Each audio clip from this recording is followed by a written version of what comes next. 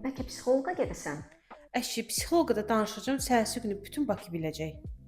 Od olmayan yerdən tüstü çıxmaz.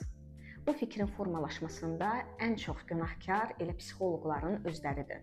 Bu yaxında Instagramda qarşıma bir xanım psixoloq çıxdı və o öz Instagram səhifəsində konsultasiyaları video çəkib paylaşırdı.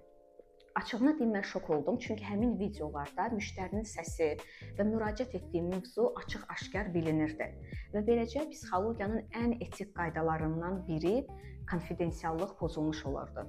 Hətta müştərinin razılığı olsa belə bu cür konsultasiyaları video çəkib səhifədə paylaşmaq qəti qəbul edilməzdi.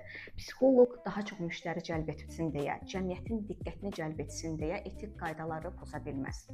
Müştəri sessiya əsnasında danışdığı mövzu, istədiyi məlumatları, ürəyi istədiyi şəxsə deyə bilər.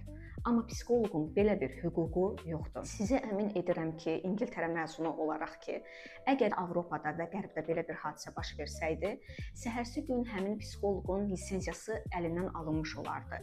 Amma bizdə nəinki bu cür insanları işdən çıxarmırlar, hətta bu cür insanların yanına daha çox müştəri gəlir.